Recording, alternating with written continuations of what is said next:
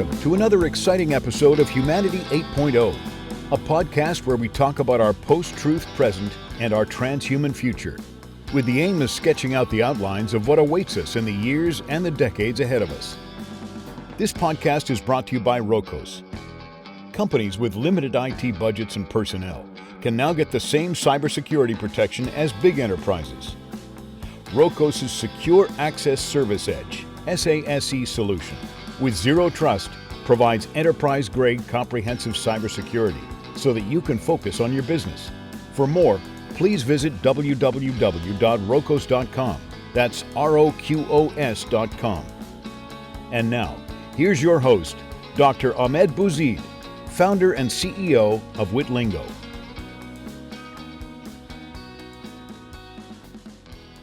Okay, let me just put this on the table here, which is the following. So I have a son who is a senior, who's a senior next year. Okay. Yep. And so, and I am completely with you in the sense that, and I look at his curriculum, I look at all this bullshit that they have to do and so forth and all that, and I'm like, you have everything that you need really, to learn out there. You can, like, for example, I continue to this day to go to YouTube and just spend hours and hours watching lectures from people Right. who know what they're talking about, professors actually, even for free, so to speak. And I learn a lot, and I've been learning a lot. And so the learning, it seems to me, right? Now is up to you, right? You no longer can say, I have to go do this. It's up to you. You can learn anything you want, really, right? You can learn how to play an instrument. There are so many videos out there. Like I play the bass, and I continue to learn, and I'm learning it now, and there's more than I need, like from zero, nothing to an expert, right? So it seems to me that education is probably going to have to be stripped away from university, and university becomes this completely different entity. But let's put that aside. Well, I think it's worth stating, like, of all those architectural features I mentioned, it looks like the easiest one to replace is that clock tower, because that's right. Is that I could be 15 years old or 30 years old, and I have access to the best lectures. Absolutely. On YouTube. And this is only going to get better and better. We're only seeing the beginnings of this with the new Chat GPT stuff. Yes. Where soon you'll have your own individualized, cultivated syllabus.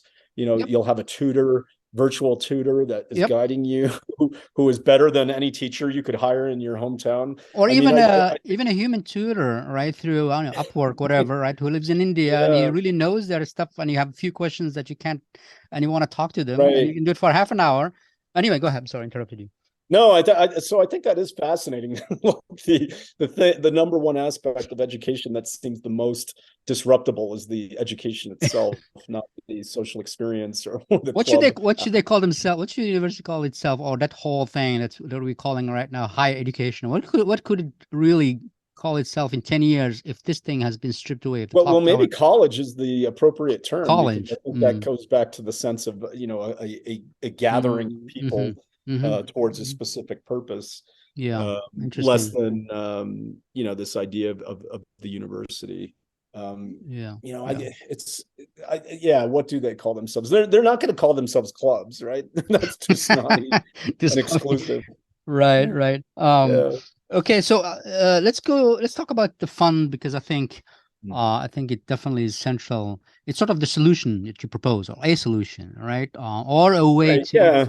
I mean, to be clear, I'm not saying everyone should not go to college, or people should. No, that doesn't come across to you, but it's interesting. So I think there is a subset of people who, whether because of their curiosity or their talents, they're able to do things like start tech companies or other types of businesses, and we started our fund to help support them. There aren't a lot of, or at least when we started, there weren't many resources for young people who didn't have degrees. It's hard for them to be taken seriously at first. So we started our fund. I realized in writing the book too that and that was another reason for the memoir side of it, is there aren't really many books about venture capital out there. They're, especially from insiders, they tend to be a few books out there like The Power Law by Sebastian Mallaby, which is quite good, but it's really a journalist perspective outside looking at the venture capital industry. No one has really written about how to start a fund, how to raise money, that kind of thing. So I thought it'd be interesting to take people behind the scenes as part of that. What makes us unusual is I have no business being in venture capital. And my co-founder, Danielle Strackman, she founded a charter school in San Diego that, services K through 8. So, 5-year-olds to 13-year-olds. She's an educator at heart. So our backgrounds are not typical in Silicon Valley as well, but we were able to raise this fund mainly because of the network we had developed, and also this hypothetical track record we had with the Teal Fellows that we had worked with. But yeah, we raised the fund. Our mission is to invest in people who have no degrees. Our most visible success to date is a company called Luminar Technologies. They went public in 2020. Its founder, Austin Russell, is a wizard with photonics and lasers, and he started a company that works on the perception system for driverless cars, but also even driver assist. So Luminar's system will be involved this year for their driver assist. So yeah, helping people like Austin get started and find success. It's been a wild and fun ride to be able to work with people like that. Yeah. Now, you said something that is both provocative and probably surprising to most folks, including myself, which is that innovation started to stagnate in early 70s, right? And that's sort of an important axis upon which you build your argument, I think. Now, first of all, can you just talk a little bit about that? What are your sort of signals, data points for you to be able to assert that? And number two, what's your theory about but why if that's the case, why there was stagnation starting from early 70s? Yeah, that's a tough question. The first part, the diagnosis, I think, is easier. It's hard to measure progress. It's hard to, especially the rate of progress. I mean, you can look at things like, patents filed or papers written, but I don't think that is a good measure, because that's really an input. What we should be looking for are the outputs. What are the results of these things? And so if you look at, taking a broader perspective in history, if you look at, let's say, the end of the American Civil War, or the 1875 to, a century later, 1970, qualitatively, the inventions and innovations that emerged in that time period are quite astonishing. So, just anecdotally, my great grandmother was born in 1885, and she, lived till 1980. So across her lifetime, she saw the invention of the radio, the airplane, the elevator, skyscraper, jet planes, and lived to see someone, walk. It's crazy. Right. Whereas, someone born in 1970 to the present, there is the internet, there are mobile phones, and there are, across different fields, there are advances that have been made, but they just qualitatively don't seem as powerful as something like the television, right? Or, the jet plane, or antibiotics. So that's the broad perspective. Let's drill into one. Let's look at health. Yeah. You could look at, you got to start with a metric of some kind. It's imperfect, but maybe a good one would just be, life expectancy at birth. If you in the United States in 1900, life expectancy at birth was somewhere around 43 years of age, maybe 45. By 1980, that had increased to about 73. That increase in life expectancy was driven by a lot of things, some of them quite simple, such as sanitation, people or lowering infant mortality, because it wasn't, the germ theory of disease took some time to understand and percolate through the world, clean water to drink. But it was also things like the discovery of antibiotics, understanding that smoking causes lung cancer, understanding hypertension and how that leads to heart disease and heart failure. So these sorts of advances really added up by 1980. But then if you look from 1980 to the present, life expectancy has only increased about 2.5, 3 years in the United States at this point. The numbers have gotten worse over the last 5 years because of the deaths of despair due to fentanyl and drug use and alienation, and then also COVID. Life expectancy has gone down. Yeah. So we haven't made much progress on that metric, despite some of these heroic procedures that have come about. Now, surely there has been some progress. We could look to the fMRI machines, all sorts of even Viagra, right? I mean, there are things that came out in the last 30, 40 years that changed the way we live our lives. But antibiotics, when you think about the fact that we couldn't cure infections and people would die from the first person ever to receive antibiotics, it ended up not working because they didn't have high enough dose. But this poor man was suffering from an infection from the cut from a thorn on a rose, and this guy ended up dying. So to think that people just died from that in the past is a sad, astonishing fact. And so it makes the discovery of antibiotics all the more dramatic. I don't think we have had the same sort of advance in healthcare since the early 70s that we have with that. I mean, okay, I don't know, it's debatable, but okay, it's like we have found treatments for things like AIDS and so on, and at one point we never thought that was possible.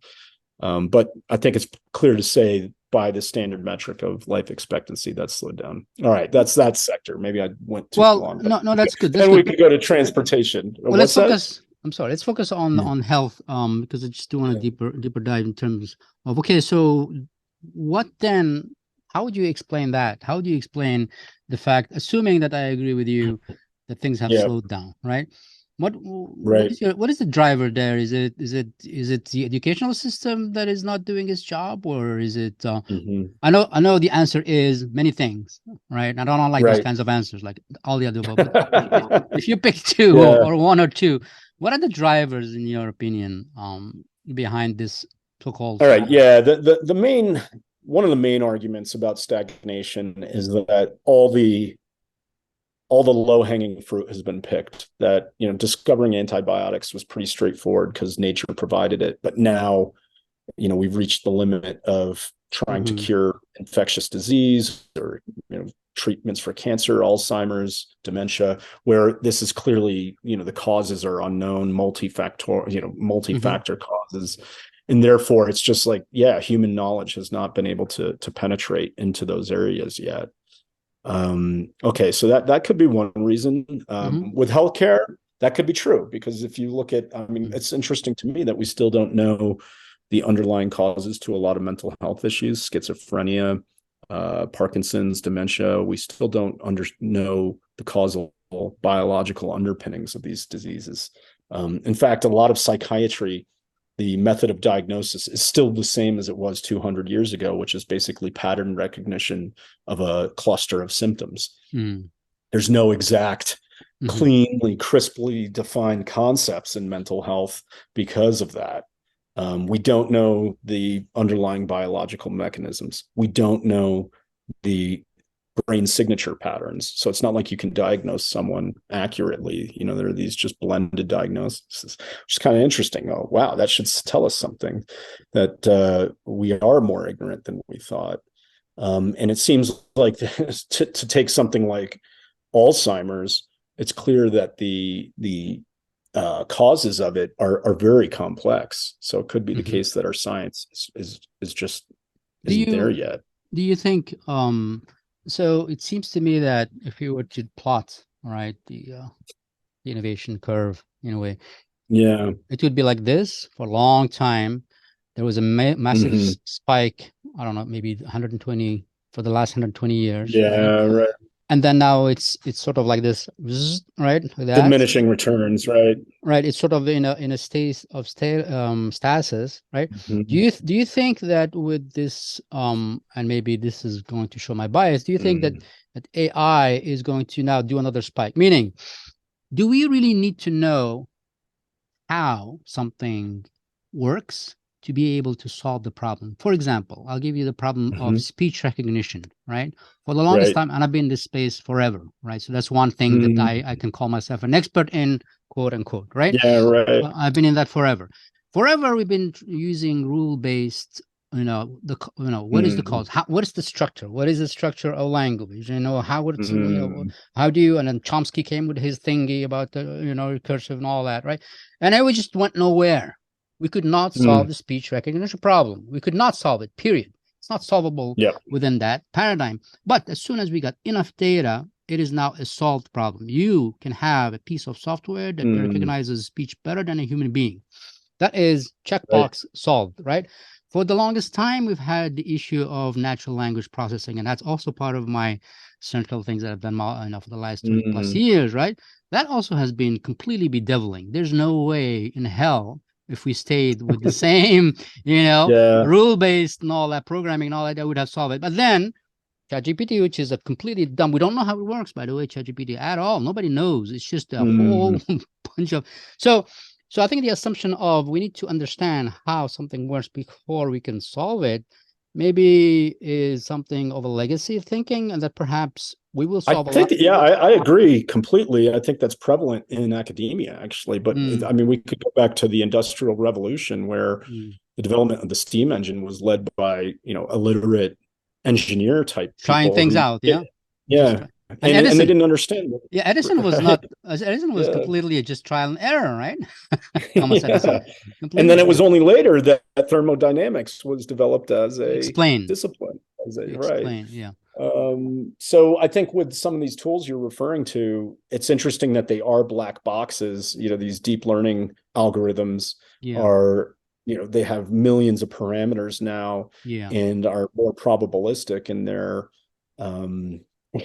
action and in their computation, whereas the rule-based systems that you're describing, are transparent but not as powerful.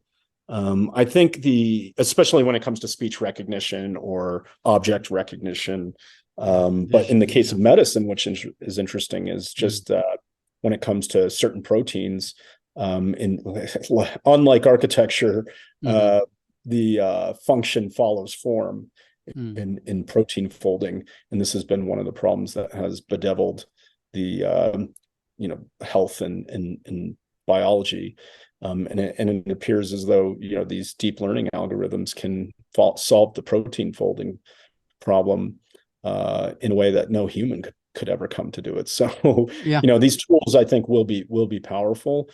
That said, to go back to the question about why stagnation, I do think there is an institutional regulatory component to it, where, especially in healthcare, you saw after the thalidomide tragedy in the 60s, this was a morning sickness drug that was given to women while they were pregnant and ended up sadly in birth defects and so on. After that, the FDA tightens its clamp, and the number of therapeutics that passed, were fewer and fewer, and the ones that did get through tended to be just marginal benefits rather than breakthroughs and cures. So I think we could look to a better, FDA regulatory system. One more, there are different ways we could improve that system that could help improve innovation. And then there's the other question we touched on, which is just the research paradigm of the university itself and how that works, how things are funded. I think that could have changed as well. So the gains that we made over the last 40 years could have come sooner and quicker than they did had we made some of these adjustments. So we could grant that, human biology is incredibly complex, and maybe the science in 1975 wasn't up to the task, but I think we could have gotten to where we are now much sooner if we had adjusted some of these institutional and regulatory issues. Okay. So regulation, as far as you're concerned, could go so too far. Is that the bottom line, or are you against it? Yeah, I think any sober-minded analysis of the FDA, it's clear that the incentives of the FDA are to reject things. It's better for the FDA to reject something that works than to pass something that causes catastrophe. So the bias is always going to be on the side of caution. But I think there are different ways we could test things. And one of them could just be, the FDA trials right now, because they want to test for efficacy and safety. I mean, they could, let's just say one change could be, okay, just test for safety. If we know something, the toxicity of a treatment is low, then just have it out in the world, and then we get to see, okay, how efficacious is it? Whereas now you have to go through this really costly long-term process, not only to show that the drug is safe, but to show that it's efficacious. Okay. There are so many things I wanted to talk to you, and the hour is up already. I guess we're coming to the end here. Coming to the end, Lord. Okay. Well, you can always have me back on another day. I can definitely have you back on. We could do a series of this. There's so many things to talk about, but no, I don't want to abuse my time. Let me end with the following. I don't want to open a can of worms, but let me just ask you, where should people go to find out more about you? Obviously, they should definitely buy this book. Let me just show it again. Tell me, can you see the title, or is there a verse? Can you see it at all? If you hold it in the middle there you go. There it is. Do you see it? Okay. Yeah. Anyway, there'll be a page with this, the show notes, and I'll have a link to this. But otherwise, where would people go to find out more about all the good things that you do? So just look for your name on Amazon and elsewhere, your local bookstore. But they can go to 1517fund.com if you have an idea you want to pitch us on. I'm happy to consider that. We have a submission form we all read, me and my team. You can find me on Twitter. I'm when I was a journalist when Twitter started, I thought it was a tool for haiku, so I signed up as the poet William Blake. People can find me at William Blake. I've had that handle since 2007. And from time to time I'm on Twitter, probably too much, but you can find me there. Wonderful. And I'm always happy to chat more on these topics we've wonderful touched on today. I think Steve Fuller just announced yesterday through Twitter that he is publishing, or he just showed the cover of the book. I'm excited to see that. The University of the Future, I think. Yes. Maybe what we can do is we can have you and Steve that would be fun, and have a conversation. I think people will enjoy that very much. Yeah, I would love that. Wonderful. Well, tell you what, Michael, thank you so much for making the time. I appreciate your time. And hopefully we'll talk again soon. Okay, cool. Thank you. Take care. Bye. You've been listening to Humanity 8.0 with your host, Dr. Ahmed Bouzid, founder and CEO of Witlingo. Brought to you by Rokos. Thanks for listening.